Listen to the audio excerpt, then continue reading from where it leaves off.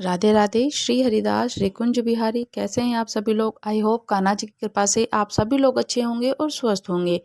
अघन मास महत्यम मार्गशीर्ष मास कथा अध्याय 19 दंडक कार्य वन की उत्पत्ति का वर्णन। पुलस्त्य जी कहते हैं, अगस्त्य जी के ये अद्भुत वचन सुनकर रघुनाथ जी ने विस्मय के कारण पुनः प्रश्न किया कि हे महामुनि, वह वन जिसका विस्तार 100 योजन का था, पशु पक्षियों सहित निर्जन सूना और भयंकर कैसे हुआ? अगस्त्य जी बोले कि राजन, पूर्व काल के सतयुग की बात है। व्यवस्थ मनु इस पृथ्वी का शासन करने वाले राजा थे। उनके पुत्र का नाम इवाक्षु था। इवाक्षु बड़े ही सुंदर और अपने भाइयों में सबसे बड़े थे। महाराज उनको बहुत मानते थे। उन्होंने इवाक्षु को भूमंडल के राज्य पर अभिषिक्त करके कहा कि तुम पृथ्वी के राजवंशों के अधिपति सम्राट बनो। तो हे रघुनंदन, बहुत अच्छा कहकर इवाक्षु ने पिता की आज्ञा स्वीकार की। तब वे अत्यंत संतुष्ट होकर बोले, बेटा, अब तुम दंडक कार्यवन में द्वारा प्रजा की रक्षा करो, किंतु दंडक का अकारण प्रयोग न करना। मनुष्य को द्वारा अपराधियों को जो दंड दिया जाता है वह शास्त्रीय विधि के अनुसार उचित अवसर पर प्रयुक्त होने पर राजा को स्वर्ग में ले जाता है। इसलिए महाबाहो, तुम दंडक के समुचित प्रयोग के लिए सदा सचेष्ट रहना। ऐसा करने पर संसार में तुम्हारे द्वारा अवश्य परम धर्म का पालन होगा। इस प्रकार एकाग्रचित्त से अपने पुत्र इवाक्षु को बहुत से उपदेश दे महाराज मुनि बड़ी प्रसन्नता के साथ ब्रह्मलोक को सिधार गए। उसके पश्चात राजा इवाक्षु को ये चिंता हुई कि मैं कैसा पुत्र उत्पन्न करूं, कि इसके लिए उन्होंने अनेक प्रकार के शास्त्रीय क्रम यज्ञ आदि आयोजन किया। उनके द्वारा राजा को अनेकों पुत्रों की प्राप्ति हुई। देव कुमार के समान तेजस्वी राजा इवाक्षु ने पुत्रों को जन्म देकर पितरों को संतुष्ट किया। हे रघुनंदन, इवाक्षु के पुत्र में जो सबसे छोटा था वह गुणों में सबसे श्रेष्ठ था। वह सूर और विद्वान तो था ही, प्रजा का आदर करने वाला, सबके विशेष गौरव का पात्र हो गया था। उसके बुद्धिमान पिता ने उसका नाम दंड रखा और विंध्यगिरी के 2 शिखरों के बीच में उसके रहने के लिए एक नगर दे दिया। उस नगर का नाम मधुमत था।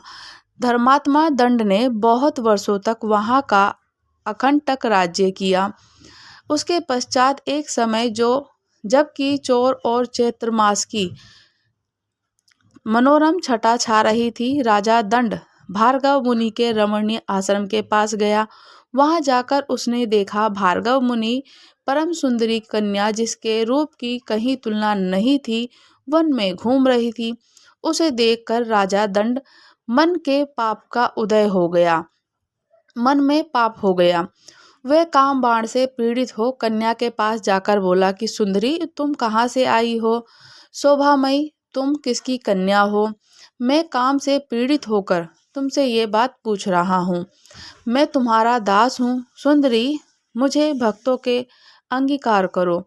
अर्जा बोली, राजेंद्र, आपको मालूम होना चाहिए कि मैं भार्गव वंश की कन्या हूँ। पुण्य आत्मा शुक्राचार्य की ज्येष्ठ पुत्री हूँ। मेरा नाम अर्जा है। पिताजी इस आश्रम पर ही निवास करते हैं। महाराज, शुक्राचार्य मेरे पिता हैं और आप उनके शिष्य हैं। धर्म के नाते मैं आपकी बहन हूँ, इसलिए आपको मुझसे ऐसी बात नहीं करनी चाहिए। यदि दूसरे कोई दुष्ट पुरुष भी मुझ पर कुदृष्टि करे तो आपको सदा उनके हाथों से मेरी रक्षा करनी चाहिए। मेरे पिता बड़े क्रोधी और भयंकर हैं। वह अपने श्राप से आपको भस्म कर सकते हैं। हे नरश्रेष्ठ, आप मेरे महातेजस्वी पिता के पास जाइए और धर्म अनुकूल वार्ता के द्वारा उनसे मेरे लिए याचना कीजिए। इसके विपरीत आचरण करने पर आप पर महान और घोर दुख आ पड़ेगा। मेरे पिता का क्रोध उभड़ कर जाने पर समूची त्रिलोकों को भी जलाकर खाक कर सकते हैं। दंड बोला, सुंदरी, तुम्हें पा लेने पर चाहे मुझे वध हो जाए मेरा, चाहे मैं वध से महान कष्ट भोगना पड़े, पर मुझे स्वीकार है, मैं तुम्हें पाना चाहता हूँ। मैं तुम्हारा भक्त हूँ, मुझे स्वीकार करो। ऐसा कहकर राजा ने उस कन्या को बलपूर्वक बाहुपास से कसकर अपने एकांत वन में जहाँ से उसकी आवाज़ ना पहुँच सके वहाँ लेकर के गया और उसे नग्न कर दिया। बेचारी अबला उसकी भुजाओं के छूटने के लिए बहुत छटपटाई कि मैं छूट जाऊं, किंतु अर्जा छूट नहीं पाई, परंतु फिर भी उसने स्वेच्छा के अनुसार उसके साथ भोग किया। राजा दंड व अत्यंत कठोरतापूर्ण और महाभयानक अपराध करके तुरंत अपने नगर को चल दिया। भार्गव कन्या अर्जा दीन भाव से रोती हुई अत्यंत उद्गिन हो आश्रम के समीप अपने देवतुल्य पिताजी के पास पहुंची। उसके पिता अमित तेजस्वी देवऋषि शुक्राचार्य सरोवर पर स्नान करने गए थे। स्नान करके वे 2 ही घड़ी में शिष्य रहित आश्रम पर लौट आए।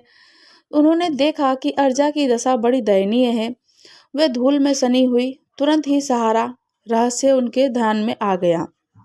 फिर तो शुक्राचार्य को बड़ा ही क्रोध आया। तीनों लोगों को दग्ध सा करते हुए अपने शिष्यों को सुनाकर बोले, धर्म के विपरीत आचरण करने वाले अदूरदर्शी दंड के ऊपर प्रज्वलित अग्नि शिखा के समान भयंकर विपत्ति आ रही है। तुम सब लोग देखना, वह खोटी बुद्धि वाला पापी राजा अपने देश, भृत्य सेना और वाहन सहित नष्ट हो जाएगा। उसका राज्य 100 योजन लंबा चौड़ा है। उस समूचे राज्य में इंद्रधूल की बड़ी भारी वर्षा करेंगे और राज्य में रहने वाले स्थावर जगम जितने भी प्राणी हैं उन सबको उस धूल की वर्षा शीघ्र ही नाश कर जाएगी। जहाँ तक दंड का राज्य है वहाँ तक उपवन और आश्रम 7 रात तक धूल की वर्षा होती ही रहेगी। क्रोध से संतप्त होने के कारण इस प्रकार से शुक्राचार्य ने श्राप दिया। महर्षि शुक ने आश्रमवासी शिष्यों से कहा कि तुम लोग यहाँ रहने वाले सब लोगों को इस राज्य की सीमा से बाहर ले जाओ। उनकी आज्ञा पाते ही आश्रम के वासी मनुष्य शीघ्रता पूर्वक वहां से हट गए और सीमा के बाहर जाकर अपने डेरा डाल दिया। उसके पश्चात शुक्राचार्य अर्जा से बोले, ओ निये बुद्धि वाली कन्या, तू अपने चित्त को एकाग्र करके सदा इस आश्रम पर निवास कर। यहाँ 4 कोस के विस्तार का सुंदर शोभा संपन्न सरोवर है। अर्जा, तू रजोगुण से रहित सात्विक जीवन व्यतीत करती हुई 100 वर्ष तक यहीं रहे। महर्षि का यह आदेश सुनकर अर्जा ने तथास्तु कहकर उनकी आज्ञा स्वीकार की। उस समय वह बहुत दुखी हो रही थी। शुक्राचार्य ने कन्या से पूरी बात कहकर वहां से दूसरे आश्रम के लिए प्रस्थान किया। ब्रह्मवादी महर्षि के कथन के अनुसार विंध्यागिरी के शिखर पर फैला हुआ राजा दंड का समूचा राज्य 1 सप्ताह के भीतर ही जलकर खाक हो गया। तब से वह विशाल वन दंडक कार्य कहलाता है। रघुनंदन, आपने जो मुझसे पूछा वह आपको सारा प्रसंग मैंने सुना दिया। अब संध्या उपासन का समय बीता जा रहा है। महर्षिगण अब और जल से भरे पड़े लेकर अंग और भगवान सूर्य की पूजा कर रहे हैं। आप भी चलकर संध्या की वंदना कर लीजिए। ऋषि की आज्ञा मानकर रघुनाथ जी ने संध्या की उपासना करी और उस पवित्र सरोवर के तट पर गए। आचमन और संध्या शांत उपासना की। रघुनाथ जी महात्मा कुंभज के आश्रम में गए। वहां उन्होंने बड़े आदर के साथ अधिक गुणकारी फल मूल और रसीले साग का भोजन के लिए श्री राम जी को अर्पण किया। कुंभज ने नरश्रेष्ठ श्री राम जी ने बड़ी प्रसन्नता के साथ उस अमृत के समान मधुर भोजन का भोग लगाया। पूर्ण तृप्त होकर रात्रि में वहीं शयन किया। सवेरे उठकर उन्होंने अपना नित्य कर्म किया और वहां से विदा होने के लिए महर्षि के पास पहुंचे। वहां जाकर उन्होंने मुनि को प्रणाम किया और कहा कि ब्राह्मण, अब मैं आपसे विदा होना चाहता हूँ, आप आज्ञा देने की कृपा करें। आज मैं आपके दर्शन से कृतार्थ और अग्निहित हो गया हूँ। श्री राम जी के ऐसे अद्भुत वचन सुनकर तपस्वी अगस्त्य जी ने प्रसन्न होकर कहा कि श्री राम, कल्याणमय अक्षरों से युक्त आपका ये वचन बड़ा ही अद्भुत है। हे रघुनंदन, ये संपूर्ण प्राणियों को पवित्र करने वाला जो मनुष्य आपको 2 घड़ी भी देख लेते हैं वे समस्त प्राणियों को पवित्र हो जाते हैं और उनके पाप नाश हो जाते हैं, देवता कहलाते हैं वे व्यक्ति। हे रघुश्रेष्ठ, आप समस्त देहधारियों के लिए परम पावन आपका प्रभाव ऐसा ही हो, जो लोग आपकी चर्चा करें उन्हें भी सिद्धि प्राप्त हो, जो नाम आपका जाप करे उनको भी सिद्धि प्राप्त हो। इस मार्ग से शांत और निर्भय होकर जाइए और धर्म पूर्वक राज्य का पालन कीजिए, क्योंकि आप ही इस जगत के एकमात्र सहारे हैं। महर्षि जी के ऐसा कहने पर महाराज श्री राम जी ने हाथ जोड़कर उन्हें प्रणाम किया और अन्य मुनिवरों को भी सब के सब तपस्वी धनी थे और सादर अभिनंदन करके उनको शांत भाव से स्वर्गुण और स्वर्ण भूषित पुष्पक विमान पर चढ़ गए। यात्रा के समय मुनिगण ने सब ओर से उन पर आशीर्वादों की वर्षा करी। समस्त पुरुषों को ज्ञाता रघुनाथ जी ने दोपहर होते होते अयोध्या में पहुंचकर 7वीं ड्योढ़ी में उतरे और उसके पश्चात उन्होंने इच्छा के अनुसार चलने वाले उस परम सुंदर पुष्पक विमान को विदा कर दिया।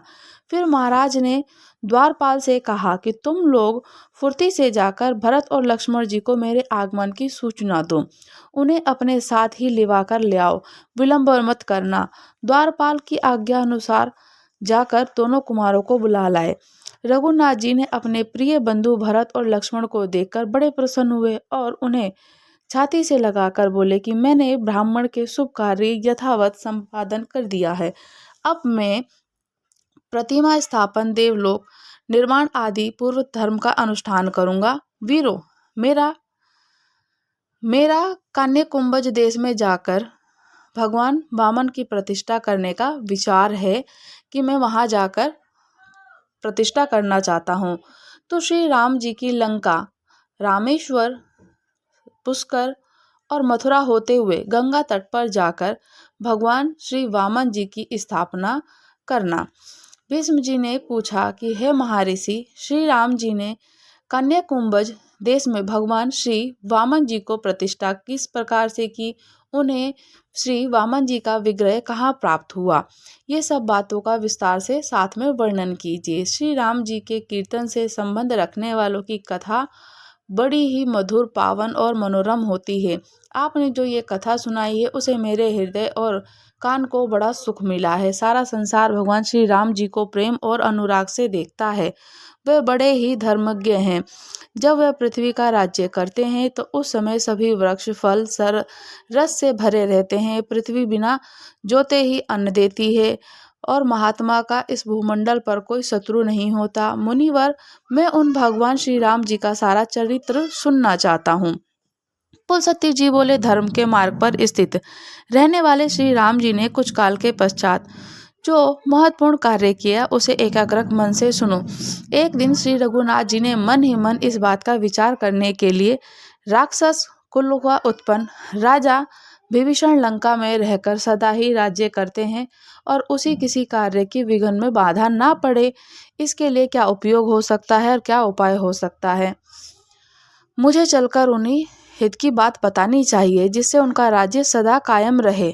अमित तेजस्वी श्री राम जी ने जब इस प्रकार विचार कर रहे थे तो उस समय भरत जी वहां आए और राम जी को विचार मगन देखकर बोले कि हे देव, आप क्या सोच रहे हैं? यदि कोई गुप्त बात ना हो तो मुझे बताने की कृपा करें।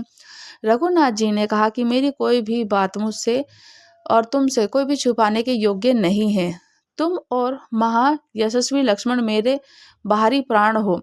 मेरे मन में इस समय बड़ी चिंता है कि विभीषण देवताओं के साथ कैसा बर्ताव करते हैं, क्योंकि देवताओं के हित के लिए ही मैंने रावण का वध किया था। इसलिए बस जहाँ विभीषण है वहां मैं जाना चाहता हूँ। लंकापुरी को देखकर राक्षस राज को उनके कर्तव्य का उपदेश करूंगा। भगवान श्री राम जी ने ऐसा कहने पर हाथ जोड़कर खड़े हुए भरत ने कहा कि मैं भी आपके साथ चलूंगा।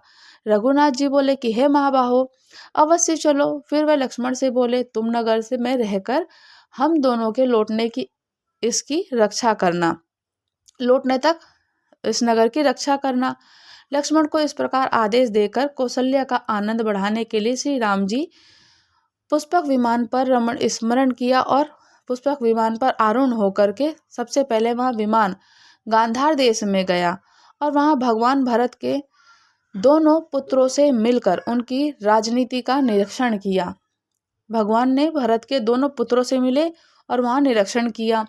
इसके बाद पूर्व दिशा को जाकर वह लक्ष्मण के पुत्र से मिले, उनके नगर में रातें व्यतीत करी और दोनों भाई राम और भरत दक्षिण दिशा की ओर गंगा यमुना के संगम स्थान का प्रयोग किया, जहाँ महर्षि भारद्वाज को प्रणाम करके वह अत्रि मुनि के आश्रम पर यहाँ अत्रि मुनि से बातचीत करके दोनों भाइयों ने स्थान की यात्रा की।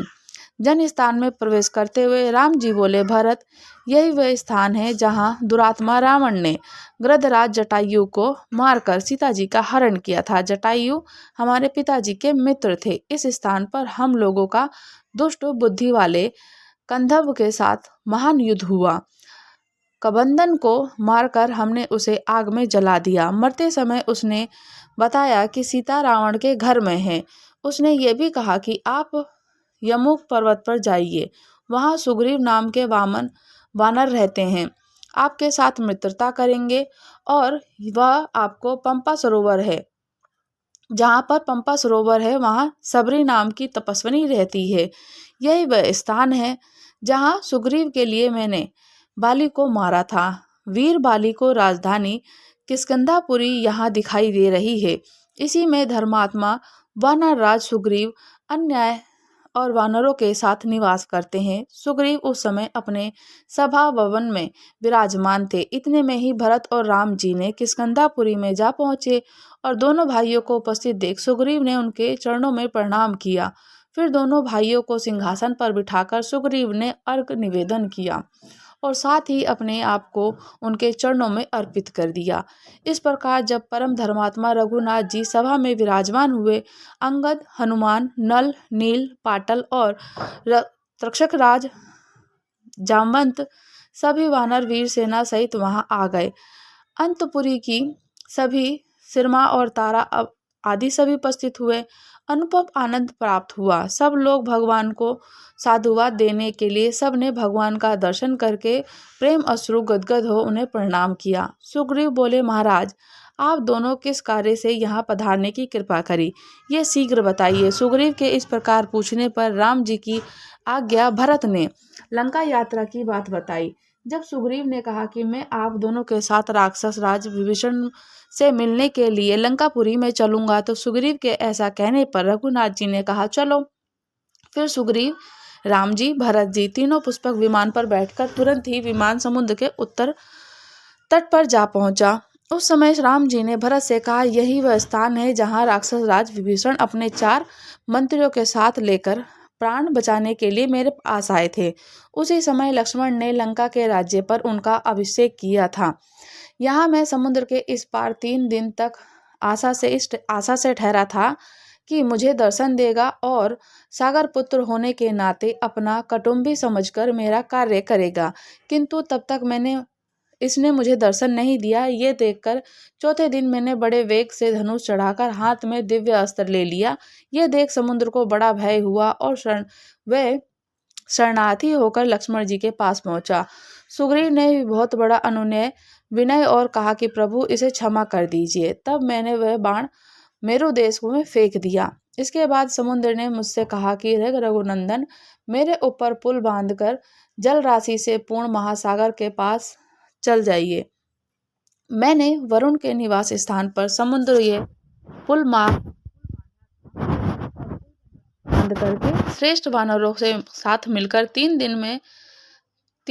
ही दिनों में ये कार्य पूरा किया गया। 3 दिनों में पुल बांधा गया। पहले दिन उन्होंने 14 योजन तक पुल बांधा, दूसरे दिन 36 योजन का पुल बांधा, तीसरे दिन 100 योजन का पुल पूरा तैयार कर दिया।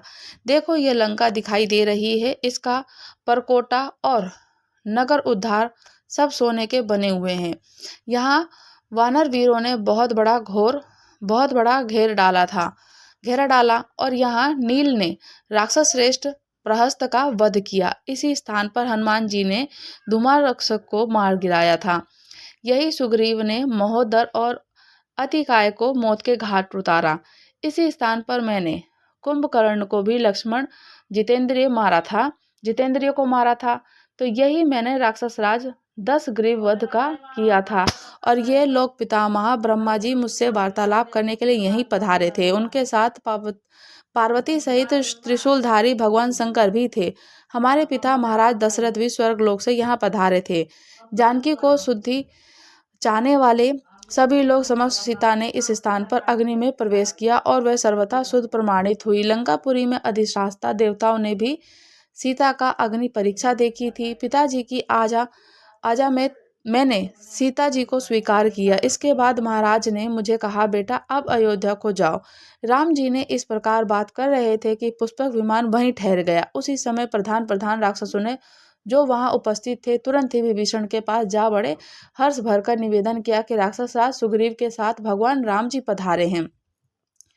उनके साथ उन्हीं सी आकृति करने वाले एक दूसरे पुरुष भी राम जी के नगर की समीप आ गए। और ये समाचार सुनकर विभीषण ने उन दूतों का विशेष सत्कार किया और उन्हें धन देकर उन सभी मनोरथ पूर्ण किए। फिर लंकापुरी को सजाने की आज्ञा दी।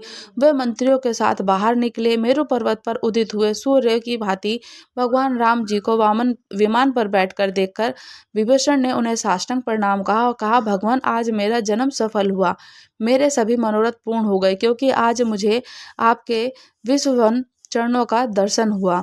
इस प्रकार रघुनाथ जी का अभिनंदन करके वे भरत और सुग्रीव से भी गले मिले। उसके पश्चात उन्हें स्वर्ग से भी बढ़कर शोभित लंकापुरी में सबको प्रवेश कराया। सब प्रकार से रत्नों से विभीषण रावण के जगमगाते हुए भवन में उन्हें ठहराया। जब राम जी ने आसन पर विराजमान हो गए तब विभीषण ने उन्हें निवेदन करके हाथ जोड़कर सुग्रीव से भरत से कहा कि ये पधारे हुए भगवान श्री राम जी को भेंट करने योग्य कोई वस्तु मेरे पास नहीं है। यह लंकापुरी तो स्वयं भगवान ही त्रिलोकी के लिए कष्ट रूपी पापी शत्रु को मारकर मुझे प्रदान की है। ये पुरी ही नहीं, ये स्त्री पुत्र स्वयं मैं भगवान राम की और भगवान की सेवा में अर्पित हैं। स्वयं हम सबको आपको नमस्कार करते हैं और स्वीकार कीजिए, हमारी पूजा संपन्न कीजिए। राजा विभीषण मंत्रिमंडल और लंका के निवासी राम जी के दर्शन करके उत्सुक हो गया और विभीषण बोले कि प्रभु हमें राम जी का दर्शन करा दीजिए।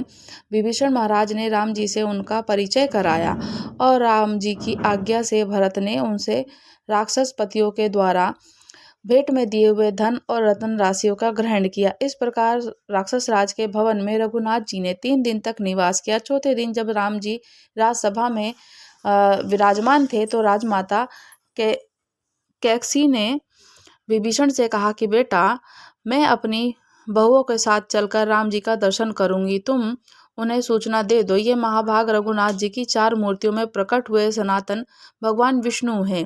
परम सौभाग्यवती सीता साक्षात लक्ष्मी है। तुम्हारा बड़ा भाई उनके स्वरूप को नहीं पहचान पाया। तुम्हारे पिता ने देवताओं के सामने पहले ये कह दिया था कि भगवान विष्णु रघुकुल में राजा दशरथ के पुत्र रूप में अवतार लेंगे, वो ही 10 ग्रीव रावण का विनाश करेंगे। विभीषण बोले, माँ तुम रघुनाथ जी के समीप अवश्य जाओ, मैं पहले जाकर उन्हें सूचना देता हूँ। ये कहकर विभीषण वहाँ राम जी के थे वहाँ गए। वहाँ भगवान का दर्शन करने के लिए आए सब लोगों ने विदा करके उन्हें सभा भवन में सर्वथा एकांत बना दिया। फिर राम जी के सम्मुख खड़े होकर, महाराज मेरा निवेदन सुनिए। रावण को कुंभकर्ण और मुझे जन्म देने वाली मेरी माता केकसी अपने आपके चरणों को दर्शन चाहती है और कृपया करके उन्हें दर्शन दीजिए। राम जी ने कहा, राक्षस राज तुम्हारी माता मेरी भी माता है। मैं माता का दर्शन करने की इच्छा से स्वयं ही उनके पास चलूंगा। तुम शीघ्र ही मेरे आगे आगे चलो। ऐसा कहकर वह सिंहासन से उठे और चल पड़े। केकसी के पास जाकर उन्होंने मस्तक झुकाकर अंजलि बांधी और उसे प्रणाम करते हुए कहा, देवी माँ आपको प्रणाम करता हूँ। मित्र की माता होने के नाते आप मेरी धर्म माता मेरी भी माता हैं। जैसे कौशल्या मेरी माता है उसी प्रकार आप भी मेरी माता है। केकसी बोली, बस तुम्हारी जय हो, तुम चिरकाल तक जीवित रहो। मेरे पति ने कहा था कि भगवान विष्णु देवताओं को रहित करने के लिए रघुकुल में मनुष्य रूप से अवतार लेंगे। रावण का विनाश करके विभीषण को राज्य प्रदान करेंगे और वे दशरथ नंदन श्री राम जी की बालिका वधु समुद्र पर पुल बांधने वाली आदि का कार्य भी करेंगे। इस समय स्वामी के वचनों का स्मरण करके मैंने तुम्हें पहचान लिया। सीता लक्ष्मी है, तुम विष्णु हो और वानर देवता। अच्छा बेटा, तुम्हें अमर यश प्राप्त हो। शर्माने कहाँ है? भगवान यही अशोक वाटिका में है। आपकी प्रिय श्री जानकी देवी मैंने पूरे 1 वर्ष तक सेवा की थी। जानकी की मैंने 1 वर्ष तक सेवा करी, वह मेरी सेवा से यहाँ सुखपूर्वक रही। मैं प्रतिदिन श्री सीता जी के चरणों का स्मरण करती हूँ, रात दिन यही सोचती हूँ कि कब उनका दर्शन होगा। जानकी नंदिनी को आपने साथ यहाँ क्यों नहीं लेकर के आए? उनके बिना अकेले आपकी शोभा नहीं हो रही है। आपके निकट शोभा सीता शोभा पाती हैं और सीता के समीप आप जब शर्मा इस प्रकार बात कर रही थी तो उस समय भरत मन ही मन सोचने लगे कि ये कौन स्त्री है जो रघुनाथ जी से वार्तालाप कर रही है।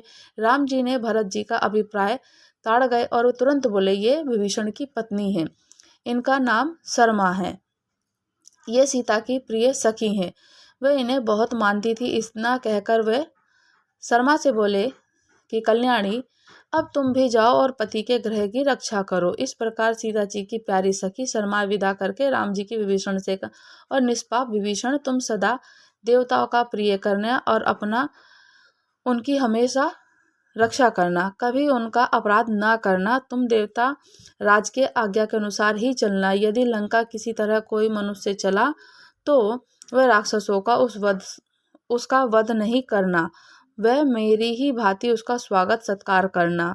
विभीषण ने कहा कि हे नरश्रेष्ठ, आपकी आज्ञा के अनुसार मैं सारा कार्य करूंगा।